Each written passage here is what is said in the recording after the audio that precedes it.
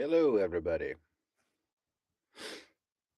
Hmm, 1 second, I just want to make sure I'm actually. Oh, you know what would probably help? Taking the little bag off of the microphone.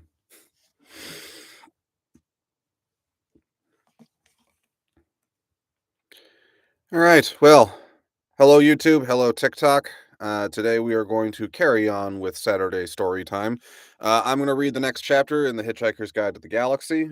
Depending on how long it is, because it's been a while since I actually read the book, so I don't remember how long chapter 2 is. If it's particularly short, I may do more than one. Otherwise, sit back, relax. I'm going to get started in just about a minute. All right, let's see.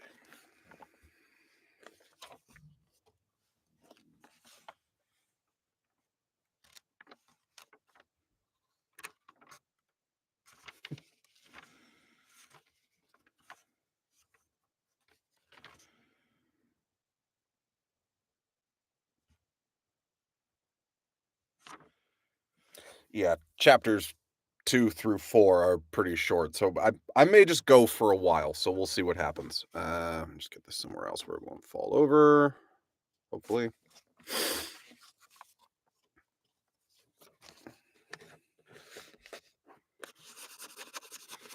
All right. Chapter 2. Here's what the Encyclopedia Galactica has to say about alcohol. It says that alcohol is a colorless, volatile liquid formed by the fermentation of sugars, and also notes its intoxicating effect on certain carbon-based life forms. The Hitchhiker's Guide to the Galaxy also mentions alcohol. It says that the best drink in existence is the Pangalactic Gargle Blaster. It says that the effect of drinking a Pangalactic Gargle Blaster is like having your brains smashed out by a slice of lemon wrapped round a large gold brick.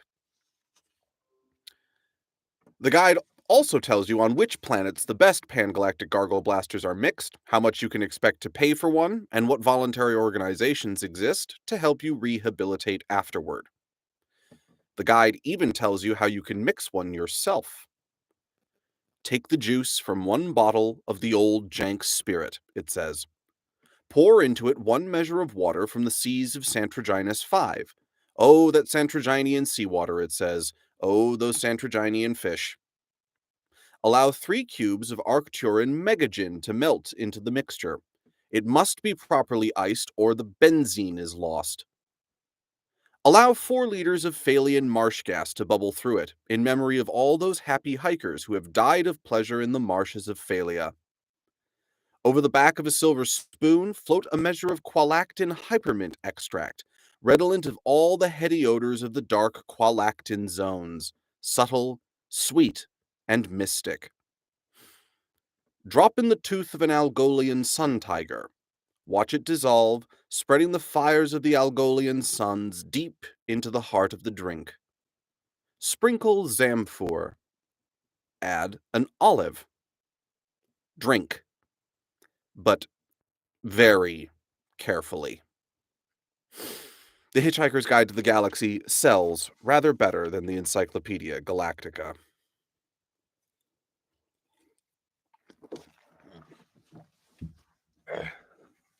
Sorry, that thing's tipping over my stand here, so I gotta move it around. All right. 6 pints of bitter, said Ford Prefect to the barman of the Horse and Groom, and quickly, please, the world's about to end.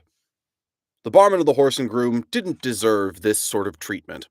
He was a dignified old man. He pushed his glasses up his nose and blinked at Ford Prefect. Ford ignored him and stared out the window. So the barman looked instead at Arthur, who shrugged helplessly and said nothing. So the barman said, "Oh, yes, sir. Nice weather for it," and started pulling pints. He tried again. "Going to watch the match this afternoon, then?" Ford glanced round at him. No point," and looked back out the window. "What's that? Foregone conclusion, then, you reckon, sir?" said the barman. "Arsenal without a chance?" No, said Ford. "It's just that the world's about to end." "Oh, yes, sir, so you said," the barman, looking over his glasses at this time at Arthur. Lucky escape for Arsenal if it did. Ford looked back at him, genuinely surprised. No, not really, he said. He frowned. The barman breathed in heavily. There you are, sir. 6 pints, he said. Arthur smiled at him wanly and shrugged again. He turned and smiled wanly at the rest of the pub, just in case any of them had heard what he was going on about, or what was going on. None of them had, and none of them could understand what he was smiling at them for. A man sitting next to Ford at the bar looked at the two men, looked at the 6 pints, did a swift burst of mental arithmetic, arrived at an answer he liked, and grinned a stupid, hopeful grin at them. Get off, said Ford. They're ours, giving him a look that would have made an Algolian sun tiger get on with what it was doing. Ford slapped a 5-pound note on the bar. He said, Keep the change. What, from a fiver? Thank you, sir. You've got 10 minutes left to spend it. The barman decided simply to walk away for a bit. Ford, said Arthur, would you please tell me what the hell is going on? Drink up, said Ford. You got 3 pints to get through.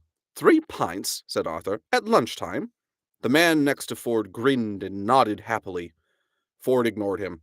He said, Time is an illusion. Lunchtime, doubly so. Oh, very deep, said Arthur. You should send that into the Reader's Digest. They've got a page for people like you. Drink up. Why 3 pints all of a sudden? Muscle relaxant, you'll need it. Muscle relaxant? Muscle relaxant. Arthur stared into his beer. Did I do anything wrong today? He said. Or has the world always been like this and I've been too wrapped up in myself to notice? All right, said Ford. I'll try to explain. How long have we known each other? How long? Arthur thought. About 5 years, maybe 6, he said. Most of it seemed to make some sort of sense at the time. All right, said Ford. How would you react if I said that I'm not from Guildford after all, but from a small planet somewhere in the vicinity of Beetlejuice? Arthur shrugged in a so-so sort of way. I don't know, he said, taking a pull of beer. Why, do you think it's the sort of thing you're likely to say? Ford gave up. It really wasn't worth bothering at the moment, what with the world being about to end. He just said, Drink up. And he added, perfectly factually, The world's about to end. Arthur gave the rest of the pub another wan smile. The rest of the pub frowned at him. A man waved at him to stop smiling at them and mind his own business.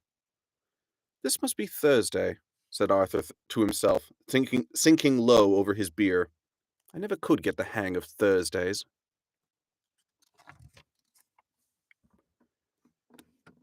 Chapter 3. On this particular Thursday, something was moving quietly through the ionosphere many miles above the surface of the planet. Several somethings, in fact. Several dozen huge, yellow, chunky, slab-like somethings, huge as office blocks, silent as birds. They soared with ease, basking in electromagnetic rays from the star Sol, biding their time, grouping, preparing. The planet beneath them was almost perfectly oblivious of their presence, which was just how they wanted it for the moment. The huge yellow somethings went unnoticed at Goonhilly. They passed over Cape Canaveral without a blip. Woomera and Jodrell Bank looked straight through them, which was a pity because it was exactly the sort of thing they'd been looking for all these years. The only place they registered at all was on a small black device called a Subetha Sensomatic, which winked away quietly to itself. It nestled in the darkness inside a leather satchel, which Ford Prefect habitually wore slung around his neck. The contents of Ford Prefect's satchel were quite interesting, in fact, and would have made any Earth physicist's eyes pop out of his head. Which is why he always concealed them by keeping a couple of dog-eared scripts for plays he pretended he was auditioning for stuffed in the top. I lost my place. Besides the Subetha Sensomatic and the scripts, he had an electronic thumb, a short, squat, black rod, smooth and matte, with a couple of flat switches and dials at one end. He also had a device that looked rather like a largish electronic calculator. This had about 100 tiny flat press buttons and a screen about 4 inches square, on which any one of a million pages could be summoned at a moment's notice. It looked insanely complicated, and this was one of the reasons why the snug plastic cover it fitted into had the words, "Don't panic," inscribed in large, friendly letters. I'm sorry, printed on it in large, friendly letters. I'm getting a little caught up in my own memories of this. The other reason was this device was in fact the most remarkable of all books ever to come out of the great publishing corporations of Ursa Minor, The Hitchhiker's Guide to the Galaxy. The reason it was published in the form of a micro submeson electronic component is that if it were printed in normal book form, an interstellar hitchhiker would require several inconveniently large buildings to carry it around in. Beneath that, in Ford Prefect's satchel, were a few ballpoints, a notepad, and a largish bath towel from Marks and Spencer. The Hitchhiker's Guide to the Galaxy has a few things to say on the subject of towels. A towel, it says, is about the most massively useful thing an interstellar hitchhiker can have. Partly, it has great practical value. You can wrap it around you for warmth as you bound across the cold moons of Jaglon Beta.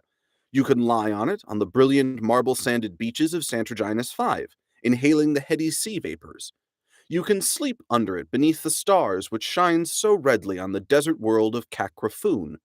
Use it to sail a mini-raft down the slow, heavy river Moth.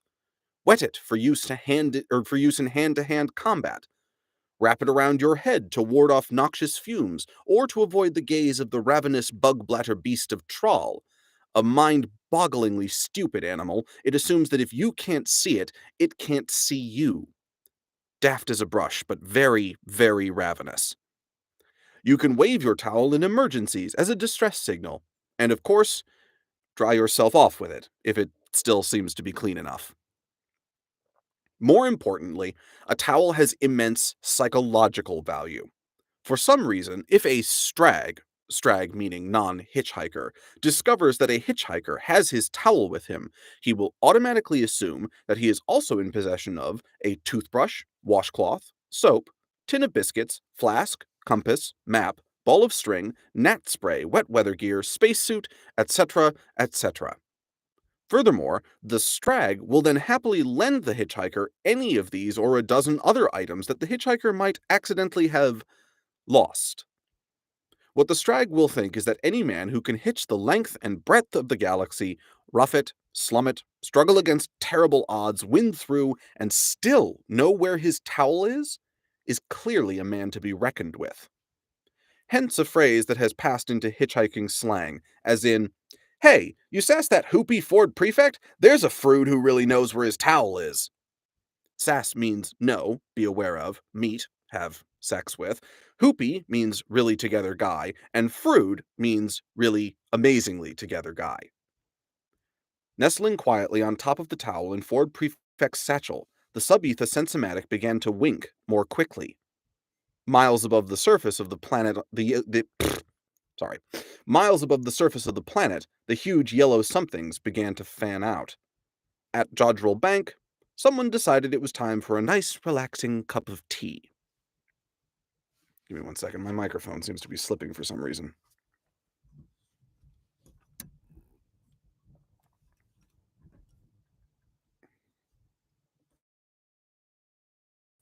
Hopefully that'll hold on a bit better.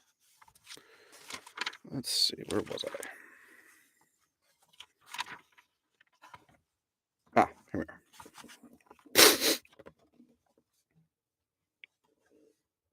"You got a towel with you?" said Ford suddenly to Arthur. Arthur, struggling through his third pint, looked round at him. "What? Why, no. Should I have?" He had given up being surprised. There didn't seem to be any point any longer. Ford clicked his tongue in irritation. "Drink up," he urged. At that moment, the dull sound of a rumbling crash from outside filtered through the low murmur of the pub. Through the sound of the jukebox, through the sound of the man next to Ford hiccuping over the whiskey Ford had eventually bought him. Arthur choked on his beer and leaped to his feet. "What's that?" he yelped. "Don't worry," said Ford. "They haven't started yet." "Thank God for that," said Arthur and relaxed. "It's probably just your house being knocked down," said Ford, downing his last pint. "What?" shouted Arthur. Suddenly, Ford's spell was broken. Arthur looked wildly around him and ran to the window. "My God, they are! They're knocking my house down! What the hell am I doing in the pub, Ford? It hardly makes any difference at this stage, said Ford. Let them have their fun. Fun! Yelped Arthur. Fun! He quickly checked out the window again to make sure that they were talking about the same thing. Damn their fun! He hooted, and ran out of the pub, furiously waving a nearly empty beer glass. He made no friends at all in the pub that lunchtime. Stop, you vandals, you home wreckers! Bawled Arthur. You half-crazed Visigoths! Stop, will you? Ford would have to go after him. Turning quickly to the barman, he asked for 4 packets of peanuts. There you are, sir, said the barman, slapping the packets on the bar. 28 pence, if you'd be so kind. Ford was very kind. He gave the barman another £5 note and told him to keep the change. The barman looked at it. Barman looked at it, then looked at Ford. He suddenly shivered. He experienced a momentary sensation that he didn't understand because no one on Earth had ever experienced it before. In moments of great stress, every life form that exists gives out a tiny subliminal signal. This signal simply communicates an exact and almost pathetic sense of how far that being is from the place of his birth. On Earth, it is never possible to be farther than 16,000 miles from your birthplace, which really isn't very far. So, such signals are too minute to be noticed. Ford Prefect was at this moment under great stress, and he was born 600 light years away in the near vicinity of Betelgeuse. The barman reeled for a moment, hit by a shocking, incomprehensible sense of distance.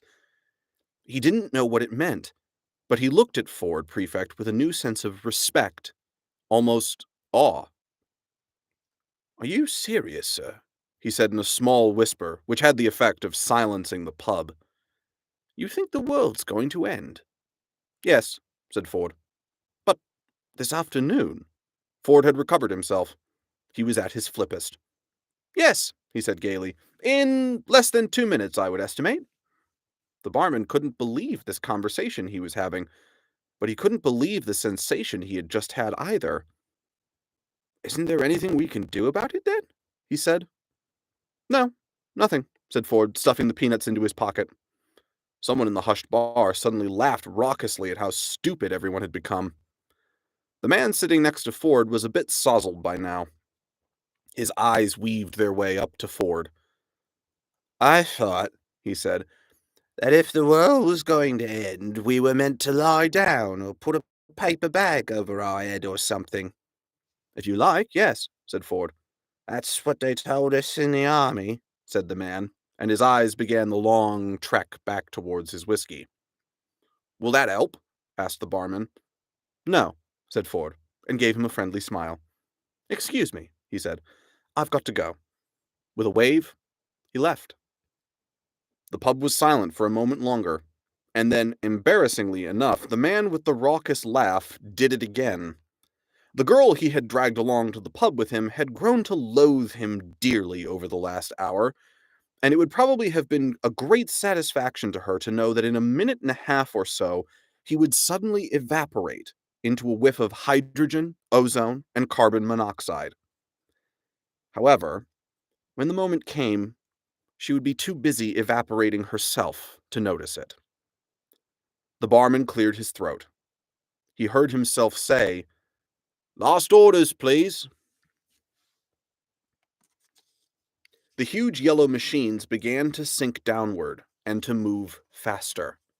Ford knew they were there. This wasn't the way he had wanted it.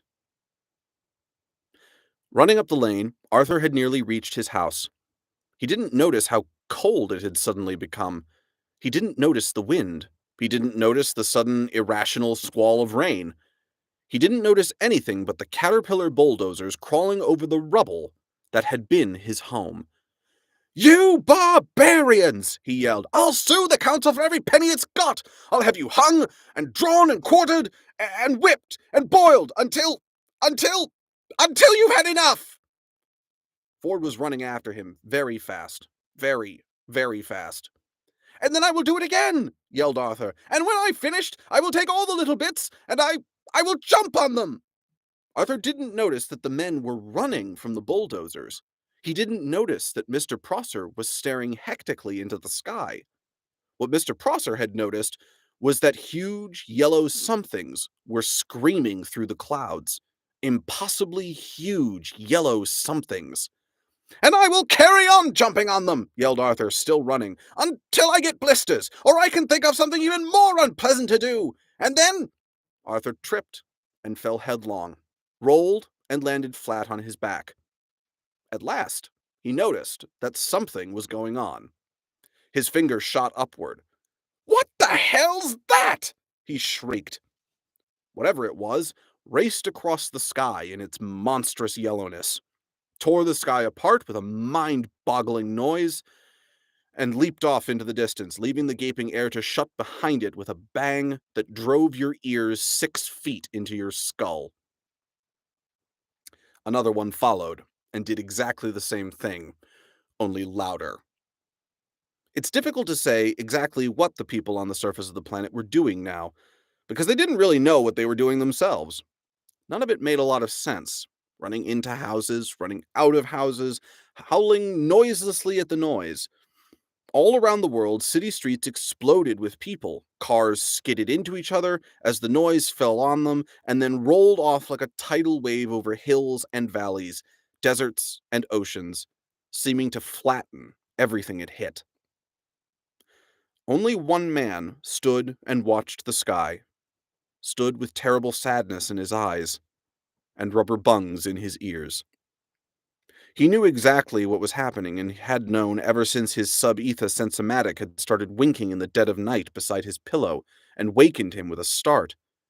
It was what he had waited for all these years, but when he had deciphered the signal pattern sitting alone in his small dark room, a coldness had gripped him and squeezed his heart.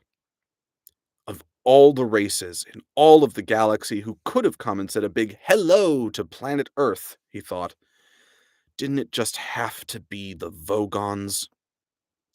Still, he knew what he had to do. As the Vogon craft screamed through the air high above him, he opened his satchel. He threw away a copy of Joseph and the Amazing Technicolor Dreamcoat. He threw away a copy of Godspell. He wouldn't need them. Not where he was going. Everything was ready. Everything was prepared. He knew where his towel was. A sudden silence hit the earth. If anything, it was worse than the noise. For a while, nothing happened. The great ships hung motionless in the sky over every nation on Earth. Motionless they hung, huge, heavy, steady in the sky, a blasphemy against nature. Many people went straight into shock as their minds tried to encompass what they were looking at. The ships hung in the sky in much the same way that bricks don't. And still, nothing happened. Then there was a slight whisper, a sudden, spacious whisper of open, ambient sound. Every hi-fi set in the world, every radio, every television, every cassette recorder, every woofer, every tweeter, every mid-range driver in the world quietly turned itself on. Every tin can, every dustbin, every window, every car, every wine glass, every sheet of rusty metal became activated as an acoustically perfect sounding board. Before the Earth passed away, it was going to be treated to the very ultimate in sound reproduction, the greatest public address system ever built.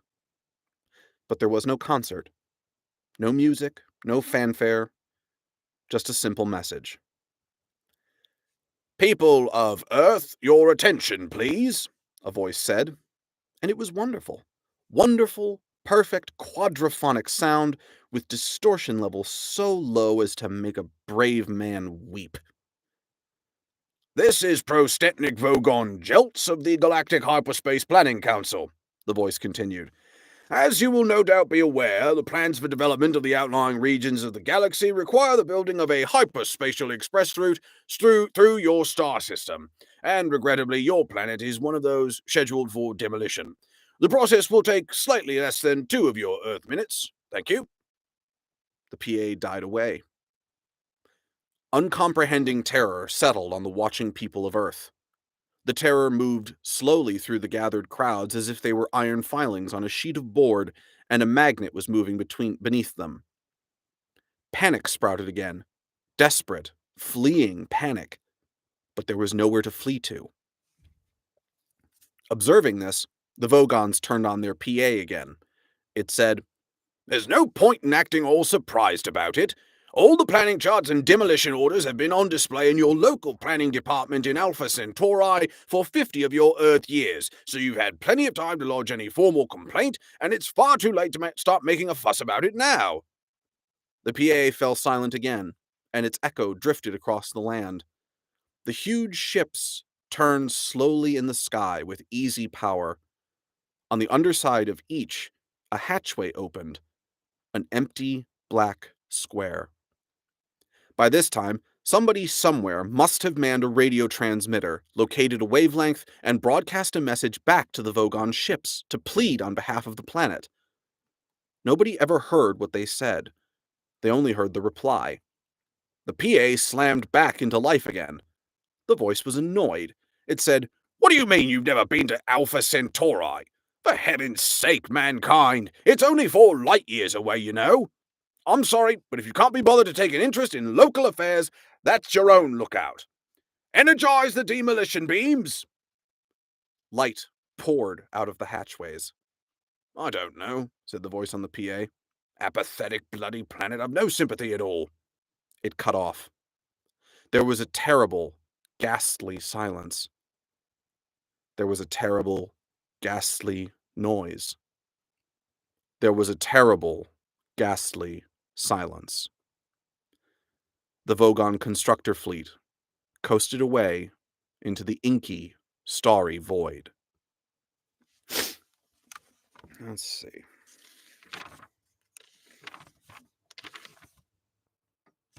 We'll do one more. Hold that thought.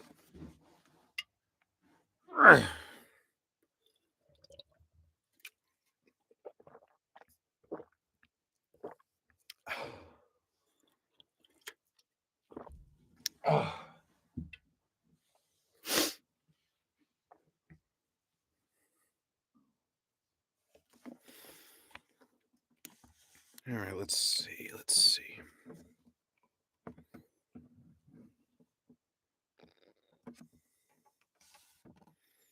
Okay. Far away on the opposite spiral arm of the galaxy, 500,000 light years from the star Sol, Zaphod Beeblebrox, president of the Imperial Galactic Government, sped across the seas of Damagran. His ion drive delta boat winking and flashing in the Damagran sun. Damagran the hot. Damagran the remote. Damagran the almost totally unheard of. Damagran, secret home of the Heart of Gold. The boat sped on across the water. It would be some time before it reached its destination because Damagran is such an inconveniently arranged planet. It consists of nothing but middling to large desert islands, separated by very pretty but annoyingly wide stretches of ocean. The boat sped on. Because of this topographical awkwardness, Damagran has always remained a deserted planet. This is why the Imperial Galactic Government chose Damagran for the Heart of Gold project, because it was so deserted, and the Heart of Gold project was so secret. The boat zipped and skipped across the sea that lay between the main islands of the only archipelago of any useful size on the whole planet. Zaphod Beeblebrox was on his way from the tiny spaceport on Easter Island. The name was an entirely meaningless coincidence. In galactic speak, Easter means small, flat, and light brown. To the Heart of Gold Island, which, by another meaningless coincidence, was called France. One of the side effects of work on the Heart of Gold was a whole string of pretty meaningless coincidences. But it was not in any way a coincidence that today, the day of culmination of the project, the great day of unveiling, the day that the Heart of Gold was finally to be introduced to a marveling galaxy, was also a great day of culmination for Zaphod Beeblebrox. It was for the sake of this day that he had first decided to run for the presidency, a decision that had sent shockwaves of astonishment through the Imperial galaxy. Zaphod Beeblebrox, president. Not the Zaphod Beeblebrox. Not the president. Many had seen it as clinching proof that the whole of known creation had finally gone bananas. Zaphod grinned and gave the boat an extra kick of speed. Zaphod Beeblebrox, adventurer, ex-hippie, good timer, crook, quite possibly, manic self-publicist, terribly bad at personal relationships, often thought to be completely out to lunch. President? No one had gone bananas, not in that way at least. Only 6 people in the entire galaxy understood the principle on which the galaxy was governed, and they knew that once Zaphod Beeblebrox had announced his intention to run as president, it was more or less a fait accompli. He was ideal presidency fodder. A note. President. Full title, President of the Imperial Galactic Government. The term imperial is kept, though it is now an anachronism. The hereditary emperor is nearly dead and has been for many centuries. In the last moments of his dying coma, he was, much to his imperial irritation, locked in a stasis field, which keeps him in a state of perpetual unchangingness. All his heirs are now long dead, and this means that without any drastic political upheaval, power has simply and effectively moved a rung or two down the ladder and is now seen to be vested in a body that used to act simply as advisors to the emperor, an elected governmental assembly headed by a president elected by that assembly. In fact, it vests in no such place. The president, in particular, is very much a figurehead. He wields no real power whatsoever. He is apparently chosen by the government, but the qualities he is required to display are not those of leadership, but those of finely judged outrage. For this reason, the president is always a controversial choice, always an infuriating but fascinating character. His job is not to wield power, but to draw attention away from it. On those criteria, Zaphod Beeblebrox is one of the most successful presidents the galaxy has ever had. He has already spent 2 of his 10 presidential years in prison for fraud. Very, very few people realize that the president and the government have virtually no power at all, and of those few people, only 6 know whence ultimate political power is wielded. Many of the others secretly believe that the ultimate decision-making process is handled by a computer. They couldn't be more wrong. What everyone failed completely to understand was why Zaphod was doing it. He banked sharply, shooting a wild wall of water at the sun. Today was the day. Today was the day when they would realize what Zaphod had been up to. Today was what Zaphod Beeblebrox's presidency was all about. Today was also his 200th birthday, but that was just another meaningless coincidence. As he skipped his boat across the seas of Damagran, he smiled quietly to himself about what a wonderful, exciting day it was going to be. He relaxed and spread his 2 arms lazily along the seat back. He steered with an extra arm he'd recently had fitted just beneath his right one to help improve his ski boxing. "Hey," he cooed to himself, "you're a real cool boy, you." But his nerves sang a song shriller than a dog whistle. The island of France was about 20 miles long, 5 miles across the middle, sandy and crescent-shaped. In fact, it seemed to exist not so much as an island in its own right, as simply a means of defining the sweep and curve of a huge bay. This impression was heightened by the fact that the inner coastline of the crescent consisted almost entirely of steep cliffs. From the top of the cliff, the land sloped slowly down 5 miles to the opposite shore. On top of the cliffs stood a reception committee. It consisted in large part of the engineers and researchers who had built the Heart of Gold, mostly humanoid, but here and there were a few reptiloid atomineers, 2 or 3 green sylph-like maximegaliticians, an octopodic good lord. Adams did love to make up words that I can't pronounce. An orthopodic physucturalist or 2, and a hulavoo. A hulavoo is a superintelligent shade of the color blue. All except the Hulavu were resplendent in their multicolored ceremonial lab coats. The Hulavu had been temporarily refracted into a freestanding prism for the occasion. There was a mood of immense excitement thrilling through all of them. Together and between them, they had gone to and beyond the furthest limits of physical laws, restructured the fundamental fabric of matter, strained, twisted, and broken the laws of possibility and impossibility. But still, the greatest excitement of all seemed to be to meet a man with an orange sash around his neck. An orange sash was what the president of the galaxy traditionally wore. It might not even have made much difference to them if they had known exactly how much power the president of the galaxy actually wielded. None at all. Only 6 people in the galaxy knew that the job of the galactic president was not to wield power, but to attract attention away from it. Zaphod Beeblebrox was amazingly good at his job. The crowd gasped, dazzled by the sun and seamanship, as the presidential speedboat zipped round the headland into the bay. It flashed and shone as it came skating over the sea in wide, skidding turns. In fact, it didn't need to touch the water at all, because it was supported on a hazy cushion of ionized atoms. But just for effect, it was fitted with thin fin blades which could be lowered into the water. They slashed sheets of water hissing into the air, carved deep gashes in the sea, which swayed crazily and sank back foaming in the boat's wake as it careered across the bay. Zaphod loved effect. It was what he was best at. He twisted the wheel sharply. The boat skidded round in a wild, scything skid beneath the cliff face, and dropped to rest lightly on the rocking waves. Within seconds, he ran out onto the deck and waved and grinned at over 3 billion people. The 3 billion people weren't actually there, but they watched his every gesture through the eyes of a small robot Tri-D camera, which hovered obsequiously in the air nearby. The antics of the president always made amazingly popular Tri-D. That's what they were for. He grinned again. 3,000,006 people didn't know it, but today would be a bigger antic than anyone had bargained for.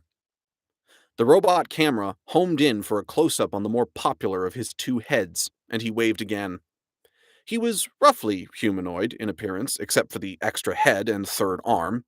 His fair, tousled hair stuck out in random directions. His blue eyes glinted with something completely unidentifiable, and his chins were almost always unshaven. A 20-foot-high, transparent globe floated next to his boat, rolling and bobbing, glistening in the brilliant sun. Inside it floated a wide, semicircular sofa, upholstered in glorious red leather. The more the globe bobbed and rolled, the more the sofa stayed perfectly still, steady as an upholstered rock. Again, all done for effect as much as anything. Zaphod stepped through the wall of the globe and relaxed on the sofa. He spread his 2 arms along the back, and with the third brushed some dust off his knee.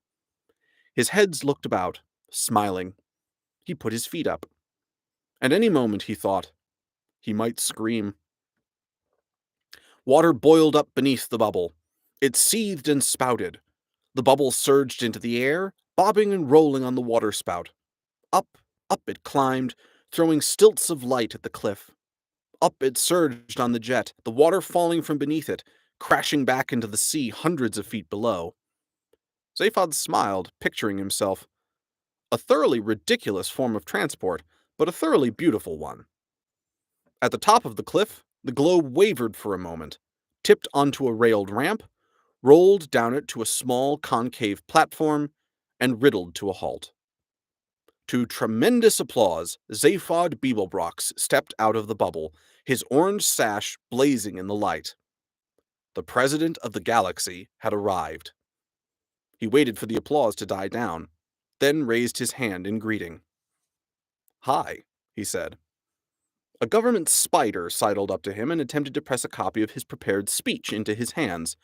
Pages 3 to 7 of the original version were at the moment floating soggily on the Damagran Sea, some 5 miles out from the bay.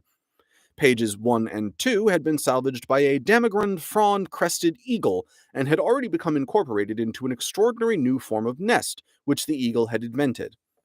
It It was constructed largely of paper mache, and it was virtually impossible for a newly hatched baby eagle to break out of it. The Damigran frond-crested eagle had heard of the notion of survival of the species, but wanted no truck with it. Zaphod Beeblebrox would not be needing his set speech, and he gently deflected the one being offered him by the spider. "Hi," he said again. Everyone beamed at him, or at least, nearly everyone. He singled out Trillian from the crowd. Trillian was a girl that Zaphod had picked up recently while visiting a planet, just for fun, incognito. She was slim, darkish, humanoid, with long waves of black hair, a full mouth, an odd little knob of a nose, and ridiculously brown eyes. With her red headscarf knotted in that particular way, and her long, flowing, silky brown dress, she looked vaguely Arabic. Not that anyone there had ever heard of an Arab, of course. The Arabs had very recently ceased to exist, and even when they had existed, they were 500,000 light years from Damigran.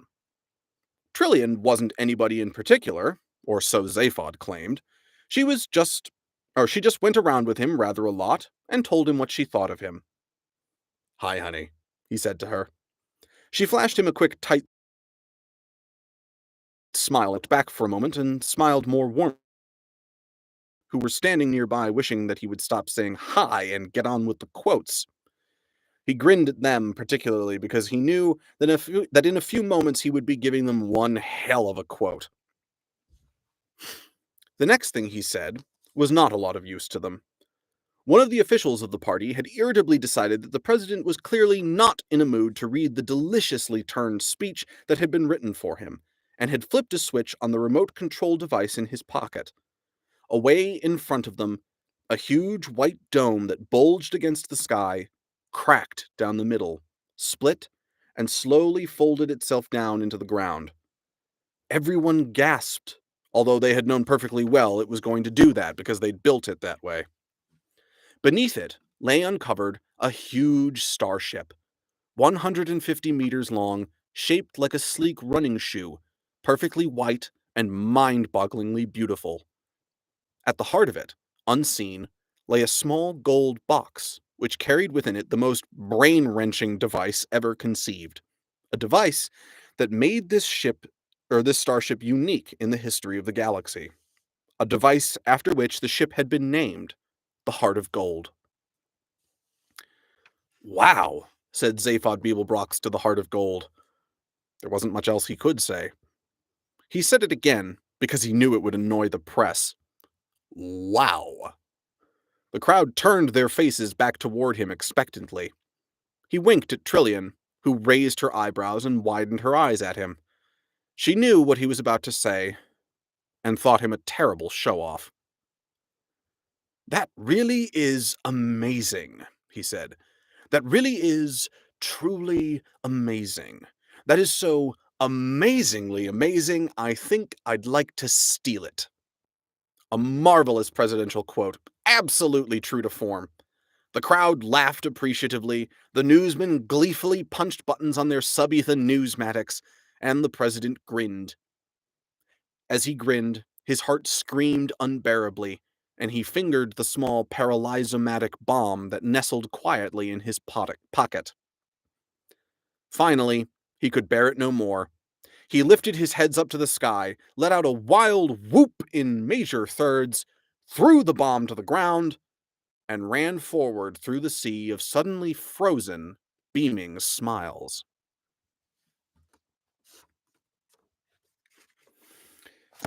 And we will hold off there for right now.